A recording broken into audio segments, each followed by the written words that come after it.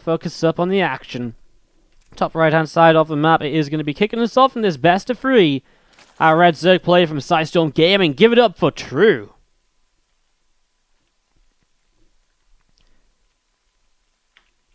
In the upper left-hand side, blue Protoss player is going to be Hush.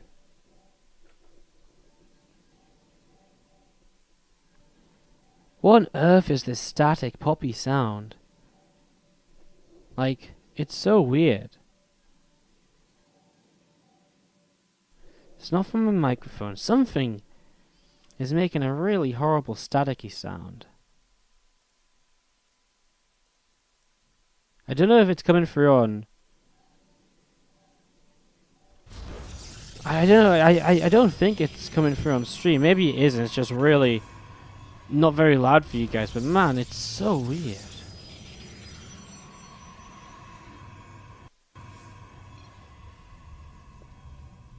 So weird. Sorry, I know I keep going on about it and you guys probably can't hear it, but it's really in my ears, you know. And it's not even that annoying, it's just like it's there. I feel as though I'm going a bit crazy, but anyways, let's kick this off and see what will happen. Is Bait Game one of this best of 3? Hello, Solely76 in the chat. Thank you again for the donation. What's up, Synapti, as well? How you guys doing? Again, thanks for joining us. And do let me know what's up in the chat as well. It has been very quiet in the chat as of late, in the last couple of weeks or so. So let's see, let me know what's up, let me know how we're all doing, and let me know who you're cheering on in these games as well. As we set on up with a proxied hatchery to the bottom left corner of the map from True. That's so weird. That's such a metagame sort of thing to do, right? Like, how often does a Zerg hide a hatchery? Basically never. Because hiding a base for a Zerg has actually got a lot of detrimental features to it. The fact that you're basically missing 1/3 of your production because it's positioned to the bottom left side of the map, the opposite side of the map that you're on, is a pretty big deal. It means that any sort of aggressive attack that comes in towards you, you're going to be missing units to deal with. So that's going to be kind of weird. Interested to see how True plays this out.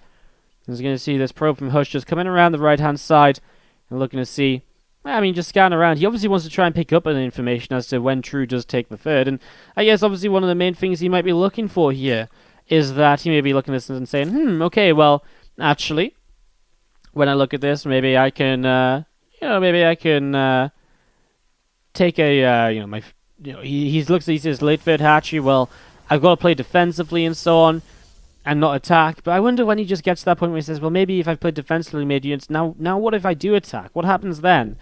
It's a weird one because obviously Hush will be a bit confused. He'll be like, well, where's the third base? And just because it is such an unlikely thing for Zerg to do, to take a third base, to hide a base, sorry, it's going to be really weird for him to kind of come and scout this, I guess. So I don't think he'll scout it, and I guess by the time True takes a fourth, which will probably just be in the next minute, it's probably just going to look like a later third. So very strange setup as we see Hush. He opened with the Twilight Robo, just going to drop that Dark Shrine down and start setting up into this. 3 extra gateways coming down as well. Obviously just setting up for this Dark Templar into Archon drop in the next few moments. That's all coming down over here in the main base as the mothership call from Hush moving out, now pulling back actually towards the upper left. And a couple of Zerglings of True currently just chasing this probe down. So a couple of Lings of True going to come through and they'll be able to pick off that probe right away. And with that, we're just going to be seeing, well, again, some drones mining away on the natural hatchery.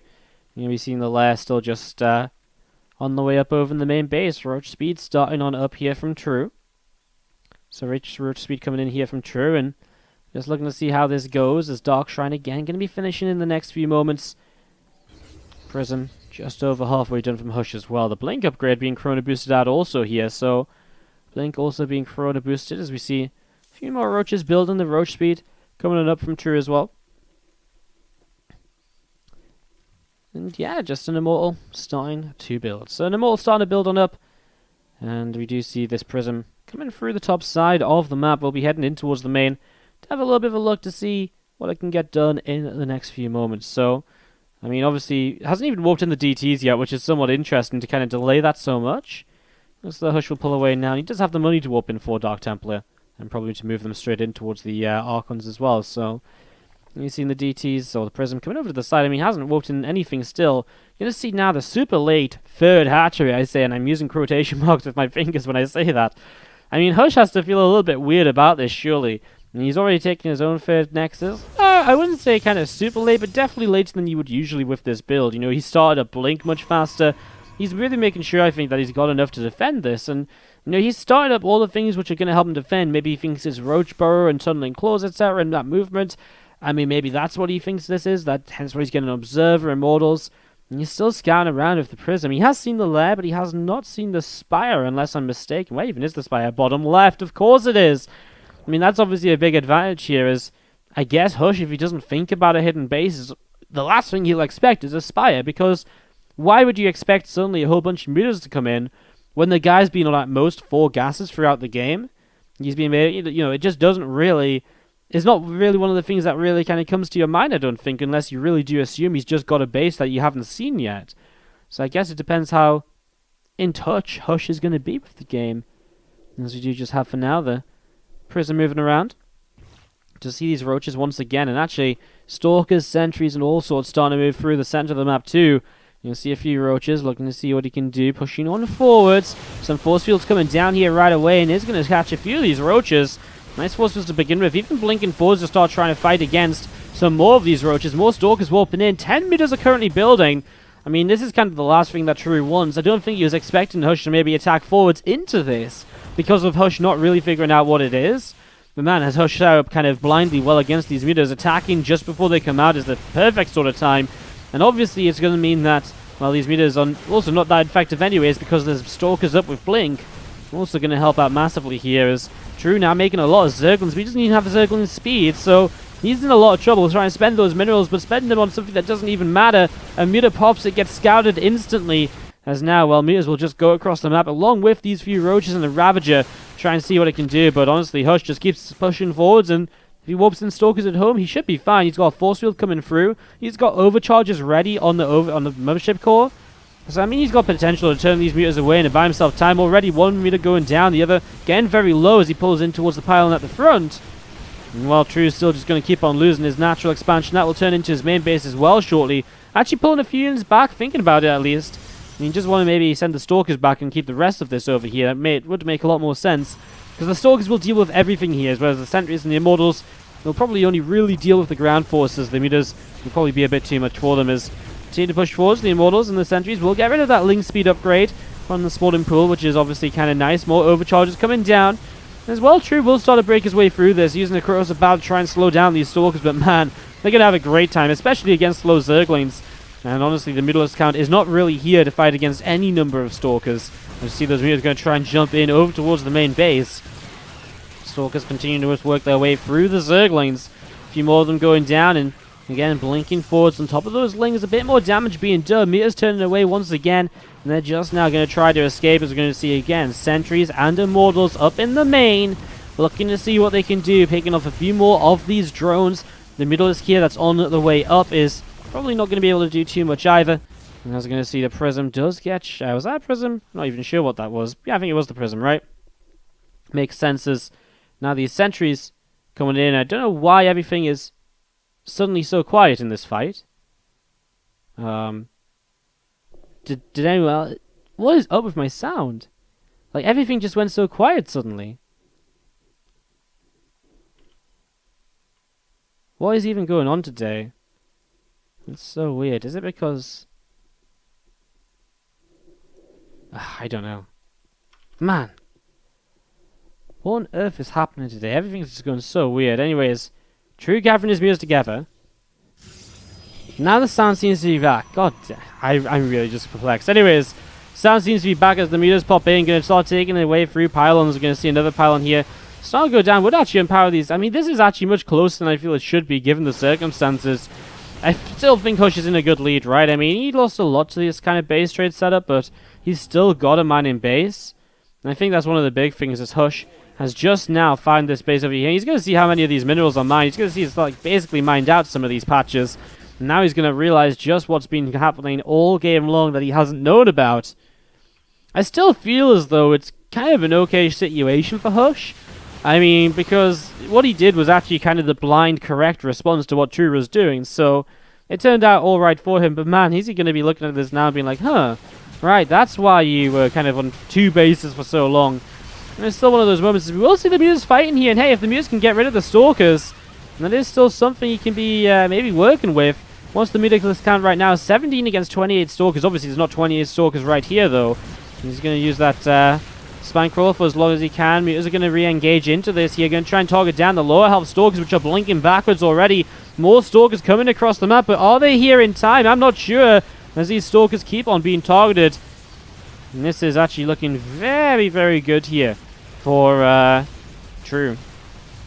Well, very, very good for sort of True, sort of Hush as well. Like, if True pulls drones in at the same time as kind of making this happen, there's a small possibility. It's not like a huge chance, but I mean, the chance is still there. But now only 8 Mutalisks against 18 Stalkers. Here comes the rest of them.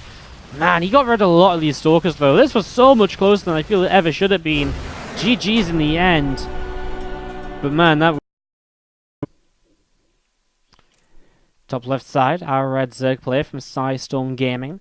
Down by 1. Let's see if his wacky proxy patch sort of stuff and just crazy builds in general is going to pull him through to tie the series up. It's going to be True to the top left-hand side of Belshir Vestige. Bottom right, his opponent from Dust Gaming, the blue Protoss. Let's hear it, guys, if you're cheering on Hush. I knew we were missing something. We were missing the music. Ah, I'm so useless sometimes. Again, what's up, guys? How are you all feeling today? We're feeling good. It's Thursday, boys. Friday tomorrow. The weekend is so close to beginning. Anyone got any fun plans? Anyone going to do anything exciting? Who's excited for the GSL finals? Stats versus Sioux coming up on Sunday morning here in Europe. Late night Saturday for NA people. I'm very excited. Going to be awesome. GSL Stats Sioux. Do not miss that. That's this weekend. It's going to be a good weekend of StarCraft, I think. Going to be a real good weekend of StarCraft. I'm just feeling it, you know. Some days you just feel as though it's going to be a good weekend. This is going to be a good weekend. Can just feel it already, guys. You can just feel it. Let's go. Do you want to know if you guys are doing anything interesting? Of course, do let me know. Let me know what you're up to. I don't know what I'm doing this weekend. I might be going out tomorrow. I haven't decided yet, because I kind of obviously want to cast Underdogs Round of 8 tomorrow. But I might also want to go out and lead. So we might have to do the drive through the day, and then cast from my laptop in the evening, and just do probably 2 or 3 of the series. Maybe we don't do the 4th, and then I can go out and sort of still cast for you guys. I don't know. It's going to be a tough one to decide, so that's tomorrow's sort of plan. I'm still not figured out on what we're going to do about it, because I'd like to go out. Especially because on Saturday I have no plans to cast anything, so it's a good day to go out, right? Because I don't have to rush home for anything, because there's just nothing to cast on Saturday. So yeah, it's gonna be interesting. Then Sunday we should have Go for SE2. Monday we'll kick off a brand new week. Actually, Monday we do have the final 4 of the tournament that we're casting right now. We'll be bringing back the WardiTV weekly next week as well, I think. As well as some other bits and pieces. Yeah, I don't know. We're gonna have Team League a lot next week as well, by the way, so that should be pretty awesome. I'm still trying to chase up some of the like the SGL Cup, etc., to try and see if that's gonna be coming into play again anytime in the near future as well. So looking towards all of that as we kick things off into this second game. Spent about 3 minutes talking about other stuff now. Let's talk about the PvZ. Stargate-based opener from Hush, as we're going to be seeing the probe. Coming down the right-hand side. On the other side of things from True, nothing too crazy. Hatch gas pool. Speed on the way into a third hatchery. Really nothing too surprising. It is probably one of the big negatives about casting.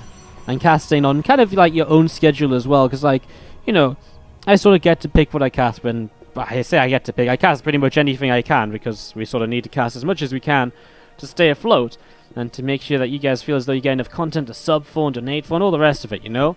So with that said, you know, basically it's like, well, gotta do as much as we can, and then it's very difficult because when you get an opportunity to go out, well, you gotta try and go out, you know, if you can, and it's a tough one. It's a tough one.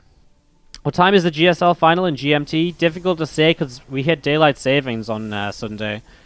Your best bet is to just go onto Liquipedia, which will have a countdown with hours and seconds down to the timer.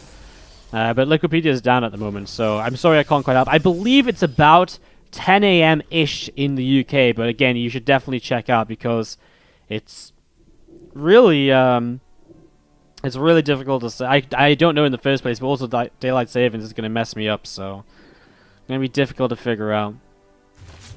Who just game in the chat from Sheoda. Always good to hear people cheering on the players. Go True says GS bet as well. Nice stuff. Nice stuff. Always good to hear you guys cheering people on as we do see a Voidra as a follow-up to this Oracle. Talking about the weekend, though, we do have Vid Angel says he's going to be resting because it's been such a long week. And next weekend, he's going with Scouts. So going to be a busy week preparing. Got to take your rest while you can, right? Super Duper Neil's in the chat, going to make some awesome lasagna. Well, that sounds like a plan. Sounds like a deal and a half.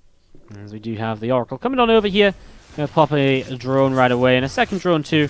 Little bits of damage being done as the Queens come forwards and will indeed push that Oracle away up to this top side. As the Voidra comes through, picks off an Overlord, and, well, 5 more gateways on the way up. Hush has a third Nexus on the way down, but really seems to just be faking this. / something for him to fall back to. Only 41 probes on the map, which is pretty much that perfect saturation for 2 bases with only 3 gases.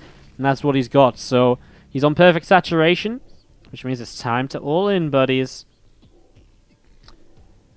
And we're going to be seeing the Lares on the way up now in the main base. So Lair on the way up in the main. We're going to be seeing the melee upgrade coming through as well. We'll be finishing up in a few moments. As the Zerglings are true, just backing away a little bit up this right-hand side still. So Ling is backing away slightly here. As, I mean, he's got to get ready to deal with this big attack, but currently he's on pure Ling. He's going to have a melee upgrade.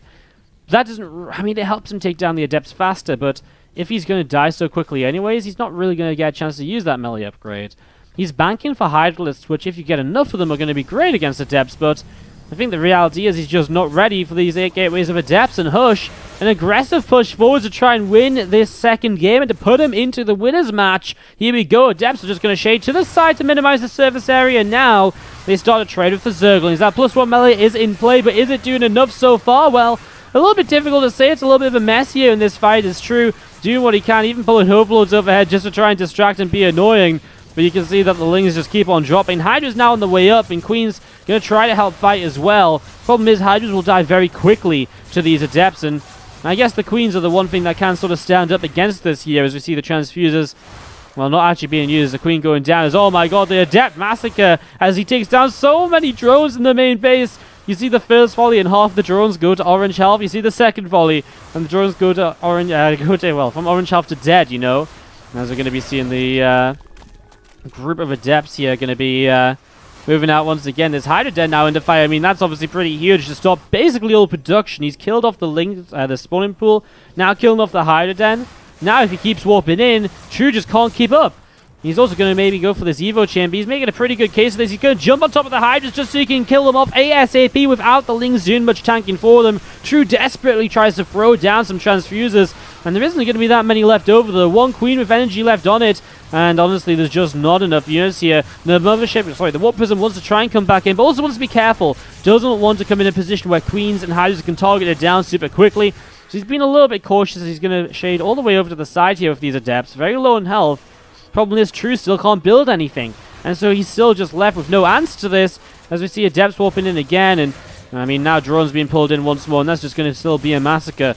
And again, the overall eventuality is that True just cannot build anything here. There's a Depth Shade on top of Hydras once more, and these are the last few units of True starting to drop on down. He's got money in the bank, and he's got lava to spend as well. As the spawning pool finishes, 34 Zerglings start a build. It's just not going to be enough. He needed more Hydras, and he needed Lings with them at the same time. But get attacked by Hush here, and True is just not going to have the answer. Going to see one Queen going down, a second Queen, 2 falling, and the third Queen also about to drop as a few Adepts to the far right. Still just picking away at bases, mineral lines, and it looks as though True is going to drop down to the losers match, where he will be playing against Patience to determine who stays alive in this group. It sets up into a PvP winner match. Hurricane Hush going to be our next matchup on your screens. That's going to be coming up in just a few moments time. Hush with a dominating 2-0 both games. Even if the first game